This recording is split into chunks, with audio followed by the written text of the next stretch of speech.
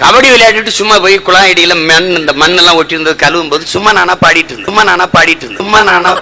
இருந்தேன். அடி ராக்கம்மா கைய தட்டு ஜாஞ்சா ஜக ஜக ஜக ஜக ஜா புது ராகத்தில் மெட்டு கட்டு ஜாஞ்சா ஜக ஜக ஜக ஜக ஜக ஜக ஜக ஜக ஜக ஜக ஜக ஜக. யாரோ ஒரு பின்னாடியே வந்து பாக்குறாரு நான் பாடிட்டு இருக்கிறது. என்ன இவ்வளவு நல்லா பாடுற, போன தடவை ஏன்டா பாட்டு போட்டியில நீ பங்கு இருக்கல, தெரியல நான் போயிட்டேன், இந்த வாட்டி நீ பாடுறடா, பாட வச்ச. இந்த பாட்டெல்லாம் பாடுவீங்க, அதுல ஒன்னு எடுத்து விடு. மாங்குயிலே பூங்குயிலே தேதி ஒண்ணு கேளு, உன்ன மாலையிட தேடி வரும் நாளும் இந்த நாளு. இளையராஜா பாட்டை அப்படியே பாடுறையா? நானா மெட்டு போட்டு நானா பாட்டு எழுதி பாடி புரிஞ்சதா?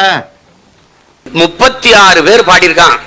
கண்ணை முடிட்டா எஸ்பி பாலசுப்ரமணியம், கண்ணை முடிட்டா மலேசியா வாசுதேவன், கண்ணை முடிட்டா ஜெயசாஸ், அப்படி பாடுறான். கேட்டுக்க. கடைசியா என்னை கூப்பிடுறாங்க 37வது பேரா. நீ நடந்து போற போது மொத்த பேரும் சிரிக்கிறான். சீமா நீ மடா பட போற, என்ன அவ்வளவு சிறப்பா பாடிட்டான். எல்லாரும் மேடையில ஏறினதான் எனக்கு தெரியும். நானா பாடினேன். மொத்த கல்லூரி எந்திரிச்சு கைதட்டி ஒன்ஸ் மோர் கேட்டது. தொட்டு தொட்டு விளக்கி வச்ச வெங்காரத்து சம்பு, அதே தொட்டெடுத்து தலையில் வச்சா பொங்குதடி தெம்பு. அடாடாடாடாடா. அதுக்கப்புறம் கல்லூரியில எந்த விழாவினாலும் நான் தான் பாடுவேன். கேட்டுக்க. பிஞ்சு ஒரு வாரம் ஆச்சு.